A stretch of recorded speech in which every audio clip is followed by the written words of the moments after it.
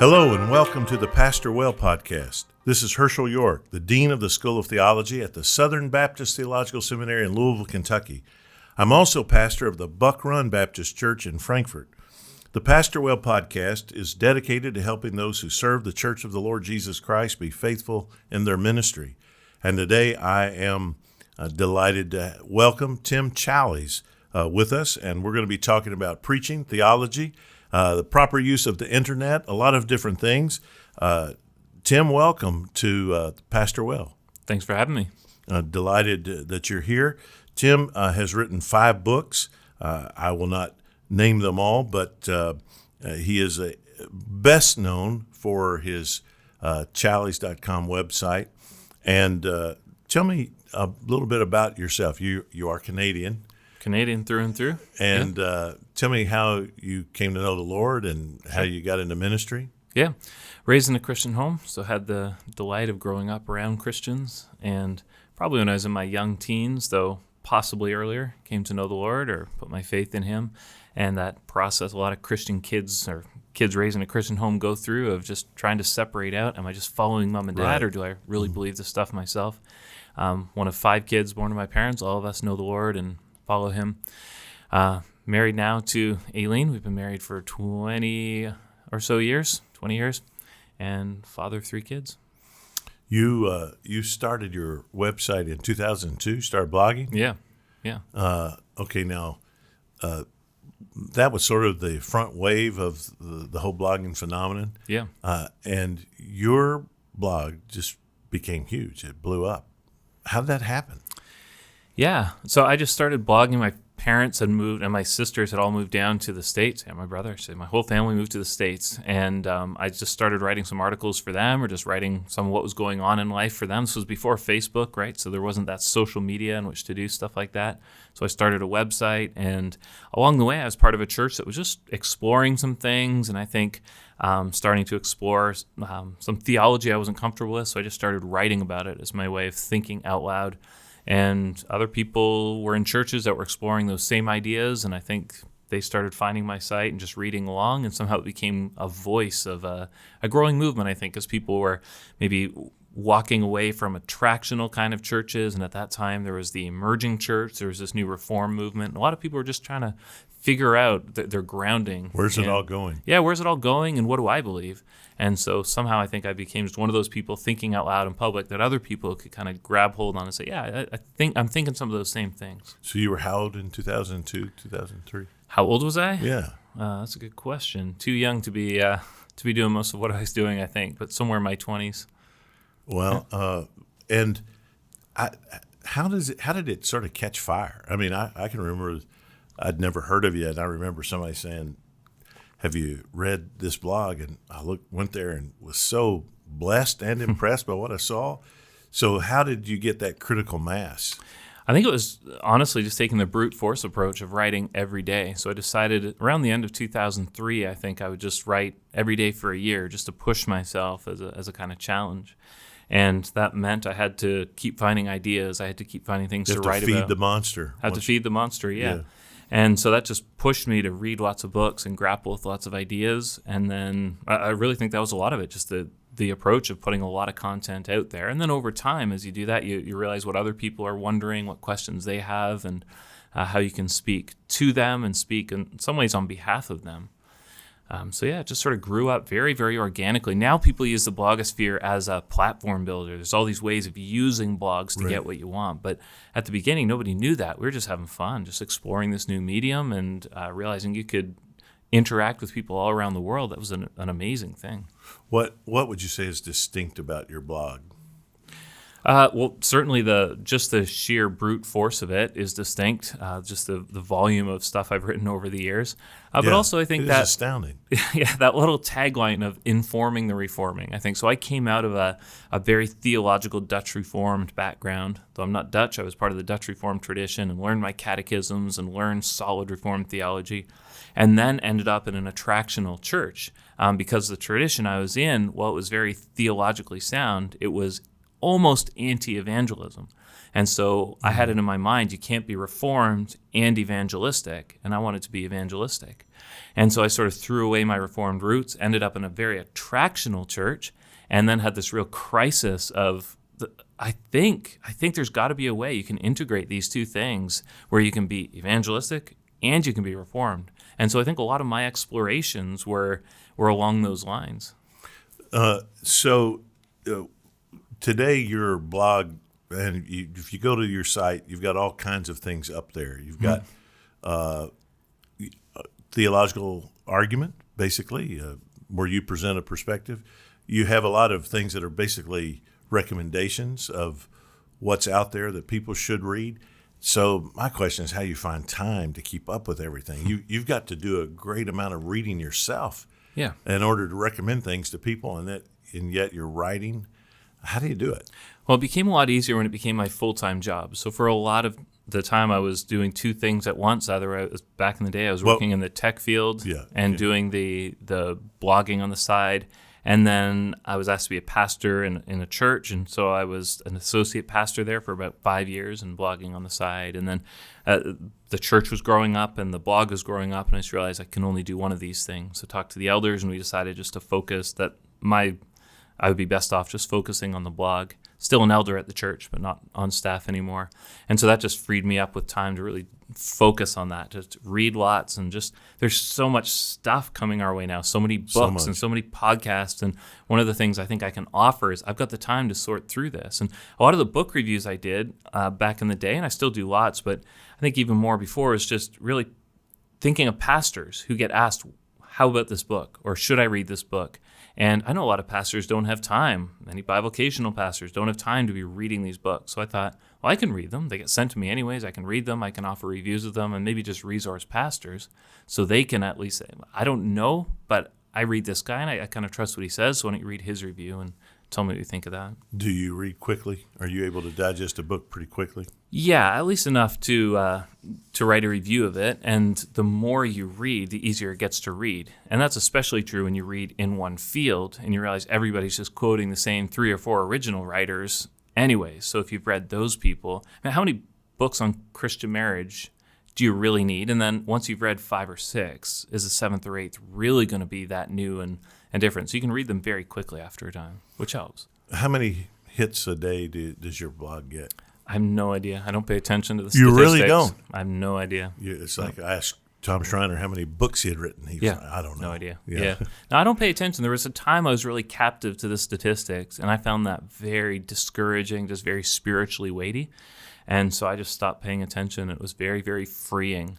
So one of the problems with the internet is it gives you a number for everything. The same thing that happens in churches, right? You can count heads and associate the success of your church with the number of people in it. And I think blogs are much the same. There's some great writers out there, great bloggers who are honoring the Lord and doing their thing, but they're not getting the readers. But I still think they're doing really, really good work. You are still an elder at Grace Fellowship Church in Toronto? Yep, I am. And do you teach weekly? Not weekly. How often? Do you mean by teach? Do you mean preach? Teach and preach, yeah. What? Yeah. When you're up in front of people opening the Bible and teaching something? Yeah, maybe once a month or so. I tend to do a little bit more of that on the road now. And part of the reason for that is we've got some younger guys in our church who have needed to get their first 50 or 100 sermons under their belt. And so I've had to sort of step out to let them do some of that. And how often are you preaching, like on the road or? At least a couple times a month, I'd be preaching somewhere. When you go on the road and preach, are you doing new stuff, or is it something you've done before? Almost always something I've done before. Okay. Yeah, I like to prepare my sermons for my church because I think that brings an authenticity to them. So even a conference message, I'd like to prepare it as a sermon and preach it to my church because I know those people and I want to make sure that what I'm saying is reaching real people rather than this crowd of people I don't know. So I can think about people I know and love and what they're going through in life and how this text would speak to them. Then I might change it a little bit, or if it's not a church setting, I might change it to be more of a conference message. But at least then I know how it's spoken to people I really know, love, care for. I am exactly that way. Yeah. I think of it even in terms of faithfulness. I think, Buck Run is my local church, and they deserve my best and my freshest, and everybody else gets leftovers, basically, because that's where I have to concentrate my energy. I think that's a healthy thing. They also get your worst sermons, the ones that you wouldn't dare take on the road, right? Well, yeah, but I don't like to think about that. Because sometimes you preach a message and you pour your heart and soul into it, and you just realize it's a dud in the end. And the Lord may still use it, but you realize, no, it wasn't my best effort. And then so your church, who loves you, is able to just kind of laugh and say, well, try again next week, and you move on. But it allows you to develop sermons for real people, and then you take the best of them and the ones that really have affected people and you got good feedback on, and you take those ones to other churches. I'm curious how much you think about delivery. Yeah. And I'm going to go somewhere with this because as a teacher of preaching, I see a generational challenge. So tell me how you think about delivery. Do you think it's important? Are you in the camp that says, no, that's irrelevant. As long as you get up and just give what the text says, that's your job. You don't need to think about delivery. Or do you think delivery matters? Delivery certainly matters. Absolutely. I think it matters how you present your sermon. And working with young guys, we've had to talk about you can't just yell for 45 minutes. You can't have everything at the same pitch. You've got to vary your pitch. Or if everything's in bold all caps, nothing's in bold all caps, right? Right, so that's right. You've got to learn how to do the ebb and flow. You've got to have somebody who loves you enough to tell you about your weird tics and the other things you do that you have no self-awareness of that. Right. That's why we have social media as well, so people can mock you when you speak at a public event and have some tick. And, the video does not lie. The video does not lie, neither do the mean people out there. So, but yeah, I think it really matters. In terms of learning it, I think when I was starting out, and I'm a huge introvert and I'm very afraid of being in front of crowds and all of that, so it was very, very hard for me to go in front of a group of people. It felt like real bearing my soul. But what I would do is just try and find one thing to work on next time and just work on that. So starting to free myself from holding onto the pulpit for dear life, or trying to move a little bit, make better eye contact, and just every sermon add one new thing. Well, that's funny. I mean, it sounds like you've taken my preaching class because this is exactly the advice I give. I give them 9 communication skills they need to master, but I say, you can't think of 9 things at once. But right. If every time you get up you think, okay, I really need to push that vocal range today, not just carve out a comfortable 20% of my range. I need to push that. And today I'm going to think about that. Right. Yeah. The generational challenge, though, is the guys that I'm teaching, these millennials that have grown up on, phone screens and computer screens, and even, they're doing video games with somebody else who knows where in the world. But they're more verbal but less oral, I think, than any generation in history. They read a lot. They're communicating in a lot of ways, but not orally typically. Right. So when I get them in class, I have guys that can write. I mean, if you read their blogs, they're eloquent. But when they stand up in front of people, they default to this very uncomfortable, ill-at-ease persona. And I think that's a challenge to preaching today. Do you see that? That would make good sense. Yeah, and just the communication itself, or verbal communication itself, being something of a lost art. When you go back in time and you see that people used to listen to longer sermons, or people go and listen to true political discourse and all of that, and they would sit and listen to the Lincoln-Douglas debates for hours at a time and actually absorb that information. That seems crazy for us today when we're used to just these very, very short snippets and not a whole lot more. Yeah, the letter writing of the past is very similar. Yeah. They wrote these beautiful, eloquent letters. Yeah. In fact, I discovered Judson's letters about the death of his daughter Gracie. Okay. On your blog. Okay. Yeah. And I've used that as an illustration in a sermon before. But just to read how articulate, that's a lost art, and I fear that we're losing the oral communication skills in a very similar way. Yeah. And so much of that, it has to be learned through example, but it does also have to be taught. So just the erect posture as being not just so you look better, and there's that thing that happens in the pulpit when somebody stands with a commanding presence, you respond to that, but also that just as you get into that posture, you're better equipped now to take deep breaths and to use that vocal range, so you can speak very loudly, you can speak very quietly. But a lot of that comes out of out of good posture, out of just knowing how to be in front of people. Well, you are sort of iconic as a blogger. I think it's really important that you say these things. All right. And highlight good delivery, as I know you do. What are some of your greatest joys in serving as an elder at a local church? I mean, you have a really vast audience that tunes into what you're saying and thinking, and yet you stay connected to the local church. How does that inform what you do, and what are the joys of that? Oh, just so many joys. And when you're in a church, you understand you're in the one thing that really matters so much more than any institution or any blog or seminary or anything else, right? That's right. It's the local church is where it's at. And the more I spend time elsewhere, the more I just come to love the local church, and it's the wisdom of God in giving us the local church as that place, as that center of our lives in some ways, certainly the center of our ministry. So I find it's so important, and it's important to be around people who love you but aren't impressed by you. And so as somebody who has a bit of a public side, there's lots of people who are impressed by me, but they don't know me. So that doesn't really mean anything. But to be around people who deeply love you and will speak to you in love, who will encourage you in your hard times, who will go all the way up to and including discipline if they need to out of love for you. It's just so important to have that. It is. I have been pastor at Buck Run for 15 years. Mm-hmm. Nobody there really gives a rip that I have a PhD in Greek or that I'm dean of Southern Seminary. I mean, there's a delight they have in it, but it's just not impressive after that initial. Right. They know it. Okay, now they're over it. What I find the greatest source of my credibility with them really is my marriage. Mm-hmm. They see the way I treat my wife. They see our relationship, and that goes a lot further with people that I'm preaching to than any academic credential, right. Because it's real life. Yeah. You've been married how long? 20, just coming up on 21 years. Yeah. So, how does your wife read what you write? She does not. She does not. No, not typically. No. It's not a big interest of hers. Well, does that keep you humble? I mean, is it the fact that she's not impressed with that? How does that play? It doesn't really bother me. I don't think she's really read my books either, and it's not because she doesn't love me or anything. Right. She's just not really one of her big interests. So she reads some of it, and if I ever ask her, I'll often ask her, can you read this and tell me what you think of it? Or I'm going to write this to this audience. I think you might have a good idea of what they would be thinking, so I certainly rely on her.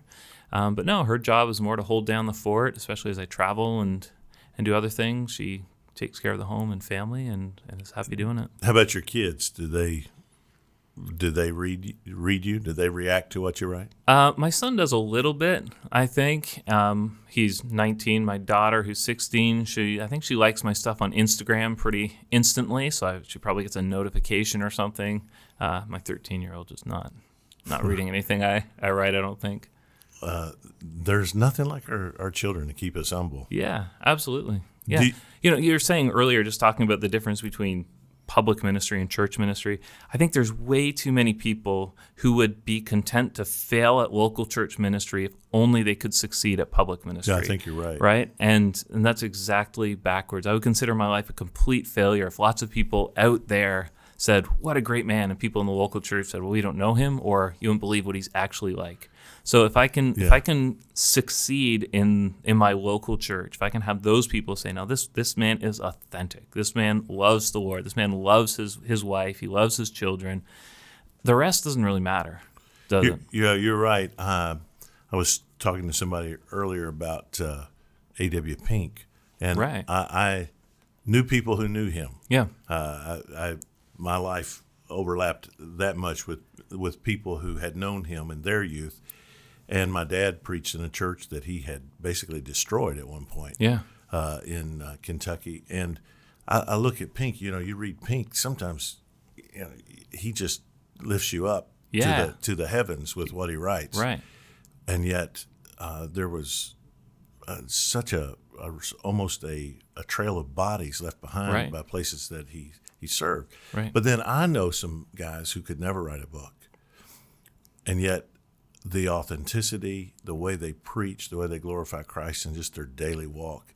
Right. They're the people I want to be with and be influenced by. Mm-hmm. And you're exactly right. This is the danger of living in an era of YouTube and where everything's public, and right. we really want the likes on Instagram and the viewers on YouTube, and yep. sometimes the authenticity is not what we're going for. It's a danger. Right, and you can treat the church like the minor leagues, where you develop people so that right. they can get this public platform. They can go into the major leagues, which is either some mega church, or it's a conference circuit or something. Right. But that's exactly backwards. It is exactly backwards, and that danger exists at the seminary too. As being in the seminary world for the last 22 years as a professor, and before that as a student, I've seen exactly the same thing, that sometimes we can be in danger of forgetting the local church and thinking that the academic world is the real world. Right, yeah. When it's not. The church can exist without the seminary, but not the seminary. The seminary cannot exist without the church. Right. We should never forget that. Right. Another danger of the internet, of course, and one that you've written about a lot, is pornography. Mm-hmm. And I want to talk to you about that, how grievous it is, what pornography does. Can you speak to someone who's listening to us that really has a desire to serve and honor Christ? They want to be a pastor, and perhaps they are, but they are caught in the grip of pornography. What would you say to them? Well, the first thing would be, don't be a pastor. And I think I've heard Dr. Moeller say they almost assume now that when people come to Southern Seminary, yeah. men come, they have either some pretty deep history, or they're still currently somehow involved or seriously tempted by pornography. So it is that prevalent. Yes, it is. And I think just over the last few years, we've realized it's not just a guy problem. There's more and more women who are identifying that as a struggle in their own lives and seeking help and counseling and all of that. So it has become this very, right. very prominent issue. And no, I would be glad to hear anyone say, I really want to get into ministry, but there's this. I would say, great. Deal with that first. There maybe was a time where we thought that pornography was a sin people could just kind of get over and, just stop looking at that, and that's okay. We'll keep you here in seminary or in the ministry. But I think we've realized that it's a sin where there's very deep patterns, very deep roots, and it often takes a very long time to dig those out and really prove repentance in that area, to prove that you've truly mortified that sin. So allowing people time and patience to work through that sin and to again, prove their repentance, I think is very, very important, not to rush them back into ministry. Yeah, my wife teaches a marriage and family class to the wives of seminary students and pastors. And when she first started that more than 20 years ago, she allows them to submit questions, and the number one question that would be submitted toward the end of the semester would be, my husband just wants to have sex all the time. How can I either match his desire or tone him down a bit, some variation of that. About almost half the questions submitted were of that order. Fast forward now 2 decades, and the number one question submitted, in fact, up to sometimes 70%, is my husband never wants to have sex. Oh, no. What can I do to get him interested? Now, there's only one thing that's happened in those 2 decades, right. and it's the ubiquitous nature of pornography. Yeah. And it's terrifying to me, because I told you that I think the number one credibility that I have with my church is my relationship with my wife. If a pastor and his wife have this problem at the very core of who they are, because of pornography, how are they going to minister right. to the church over the course of a lifetime? I mean, this is a devastating issue. Yeah, it is, and it's an issue that you're inviting. If you're a pastor, your husband who's looking at pornography, you need to understand what you're inviting into your home. We don't want to go all Frank Peretti here, but you really are inviting evil into your home through that. Yeah. And it's evil your children discover. It's evil your wife discovers. But it's just you're inviting this satanic force into your own life and into your own home. And you can't expect that you can just add this little sin to your life and it won't affect others. There's a reason pastors so often identify anger with pornography. You're talking to a man and his wife says he's angry all the time. He's angry all the time. Well, my first question is, are you looking at pornography? Because it does something to your soul. And it just, there's this ripple effect. It just, that sin just ripples out across life and across the church. It's a dark, depraved, terrible sin. Yeah, it is. And it is going to affect every part of your being. I think one of the things that has helped me is exactly what you just said. I think to myself, look, if I engage in this, what effect is this going to have on my sons? Mm-hmm. What kind of men are they going to be? Now, my grandchildren, what am I bringing in? And this destructive force, do I want to be the guy that invited this in? And you really have to see it in those terms, that if, and I don't want to make this sound like a works-oriented moralism, but I do ask myself that if the holiness and the godliness of my family depends on me, then I can't let down. I can't give up on this area. And I just sort of convince myself that it, in a very real sense, does depend on me. Yep. I'm now a patriarch. I've got, 5 grandchildren, and this is a deadly, deadly force in their lives that I fear. I think we could agree that the Apostle Paul was a particularly humble man, not an arrogant, flippant kind of individual. I think some of the humblest things he said are those statements, imitate me or be imitators of me. I think it was his humility that would allow him to invite people to say, be around me, watch what I do, listen to my words, then just do stuff like that and you'll be okay. I love that he had the humility to say something like that. And what a tragedy if you're living your life in this way, but you've got this area that's closed off, and then you can't say, be imitators of me. You're not modeling godliness to people. You're modeling depravity. So, man, I just love that he gave us that example, and I want that to be true in my life. I'm sure you want it to be true in yours, where you could say, just be around me. There's no guile. There's nothing I'm hiding from you in my life. Just be around me, imitate me. You'll be okay. I do want to live that way. This is why my wife has the right to look at my phone anytime she wants. She can read my text messages. She can look at my email. She can look at my browser, anything she wants. I want to be an open book. And I just don't want to be the guy that has fear that my wife is going to find something in my life that will embarrass or humiliate me. Right. To the contrary, I want to be an open book. Right. And that's just it's a good way to live, I believe. Yeah, and I wouldn't say this is like some advanced trick in Christianity. No. This is just basic Christian living, is to open your life to someone else and be honest and be open with them and say, if you see things, confront me. And here's my phone. If you're at all concerned, feel free. And I just think this is the way we have to be living with our spouses as elders before other pastors. Just have this openness and this ask me questions, drill down into my life, do what you need to do, but I want to live a life of holiness. So whatever it takes for you to be assured that I am, and to have the confidence that you can ask me those hard questions, just there's such joy and freedom there. We shouldn't have anything to hide. Are you ever accused of being a prude? Like, I remember you wrote you would not watch Stranger Things when Stranger Things was all the rage, and you wrote that you watched the first episode and turned it off. Yep. So how do people react and respond to that? Oh, people were pretty upset with it. Yeah. Really? The reason I They wouldn't were upset? watch slightly. The reason I wouldn't watch Stranger Things, to add to that, is because it involved this pretty heavy scene between what are essentially two young adults or two teenagers. And I just realized how much of the sexuality that we see on TV is actually people who are very young. Nobody wants to, no offense, watch like senior citizens doing a sex scene in a film or in a TV show. It's young people. Yeah. So here I am with children around that age, recreationally watching people doing their absolute utmost to make it seem like they're having some sort of sexual relationship with one another. And I was just cut. Like, what am I doing as an older man being entertained by these young people who are getting naked or getting nearly naked or trying to make me think they're naked and having some sort of sexual relationship? I just couldn't do it.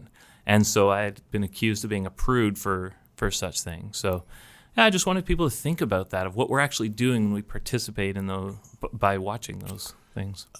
Do you worry that the millennial generation, well, actually not just them, even my generation, all of us have become desensitized to sin especially in the entertainment world? Yeah, very much so. And I don't know that we need to guard against legalism, and that's immediately what will happen. You're a prude, you're legalistic, whatever. And I understand that. We don't want to go maybe back to those days where we just got rid of all entertainment because of a guilt by association or something. Right. But yeah, I do think it's an area of very serious compromise. And I think if we were to look at it objectively, kind of just step back out of it, and we don't need to be entertained all the time. We don't have any God-given right to 4 hours of Netflix in the evening. And I think a lot of the reason we watch so much bad stuff is we just watch so much stuff. Yeah. So we run out of clean and good stuff, and we just start watching other stuff as well. And there's also this idea in the Christian world that truly spiritually mature people can watch anything and be unaffected by it. So if I was really a solid Christian, this kind of sexuality wouldn't entice me, it wouldn't bother me, I could watch it completely impassively. Problem to me is that also sounds kind of like the description of what happens when you have a seared conscience. So yeah, that's right. I want to be pretty careful there. And it ignores what happens to the people who are creating that right. and their lives. Right. And yep. the stumbling block that this is to others, even if right. you yourself are not tempted. Right. Yeah, and I've written a lot about that. Just if that was your wife acting out that sex scene, or if that was your daughter. Like if my daughter was in a film and she had acted out this really passionate sex scene, I would be so offended if my friends were watching that. I would be just devastated to know my friends had recreationally gone to the theater, spent their money to watch my daughter doing that. So doesn't then love for our neighbor dictate that I wouldn't watch somebody else's daughter doing that? It just seems so simple to me. What you are describing in many ways is I think you are a pastor theologian. And frankly, I think that's what we need to be. Pastors who are shepherds at heart, connected to local church, thinking with a theological mind. What does that model of pastor theologian mean to you, and how can pastors strive to be that? Well, I think a big job of the pastor is to just lead out ahead of your people, right? One of the big challenges of being a pastor is to just keep growing in godliness, right? So, I mean, grant me this, but you don't want to be surpassed by your people. You don't want to be the least godly person in your church. You also probably won't be the godliest. There'll always be godlier people, but you don't want to be in the middle of the pack either. Right. You just need to keep growing and growing and excelling in godliness, so you have something to give to your people. So you have a way of leading them, way of guiding them, something to call them to that you can say, imitate me. And so as a pastor, I think you're leading people that way, but you're applying theology. You're taking theology and applying it to the real situations in life, whether that's theological conundrums that are coming up in the life of the church or in theological discourse, or whether it's just as simple as, what do I do in this situation? How do I honor God? How do I please God in this stage in life? All those very nitty-gritty type questions. Well, Tim Challies, you have been, I believe, a real gift to the Lord's church, because the Lord has used you to inform, to educate, I think to call people to sound theology as well as to godliness and holiness. And may I compliment you, you really seem to have maintained a humility, even with all of the readership and viewership that you have. I'm grateful for you. You've been a real blessing to so many, and especially to me. I thank you for being with us today on Pastor Well. I always like to conclude my conversation with I call a twinkling of an eye round, just a series of quick questions. What is your favorite website? My favorite website? Oh boy, I read the National Post. That's Canada's conservative-ish news source, so I visit that often. All right. What preachers do you most enjoy listening to? Paul Martin, who's the pastor of my church. That's the one I listen to most, and the one I prefer to listen to any day of the week. But for all that, I don't listen to a ton of preaching. It's not my favorite medium. So Sunday, yes. During the week, I'd rather read a book than listen to podcasts. Gotcha. All right. If you could take your wife anywhere in the world this weekend and money were not an object, where would you go? Ireland, Switzerland, or Scotland. Wow. Have you ever been to any of them? All of them. Oh, so you want to go back? Yeah. That's great. She's never been to Ireland. We've done the others together. She's eager to see Ireland. Do you have a favorite sports team? Toronto Blue Jays. So you baseball fan? Yeah. Like in Stats Geek, that kind of thing? Not so much. I followed it closely, but just as time has gone on, it's one of those things I just don't have the time to really put into it the way I once did. Yeah, so there are a lot of stats in baseball. there are, but the beauty of baseball is you never have to give it your full attention. So you can do almost anything. I think you could have personal devotions during baseball, and it's just so slow and so quiet. You could totally focus on your devotions and not be And still, ridiculous example, but it's such a good thing to have on while you do something else. Yeah, yep. I agree. Essay or short story? Essay. Driving or flying? I love them both, but driving probably. Mac or PC? Mac. Your favorite genre to preach? I just preached Revelation and thoroughly enjoyed it. I just preached a sermon from Revelation and thoroughly enjoyed it, but I've never taken on the whole book. You may be the only non-dispensationalist I've ever heard say that. If you could wave a magic wand and make the internet vanish as though it had never been here, would you do it? I sure would. You would? Yep. Fascinating. As has been this conversation with you, Tim. Thank you so much for being here today on Pastor Well. And thanks to all of you who have tuned in. If you've not yet subscribed, make sure you do so on YouTube or on your favorite internet app. And make sure you don't miss an episode. I'll look forward to seeing you again on Pastor Well.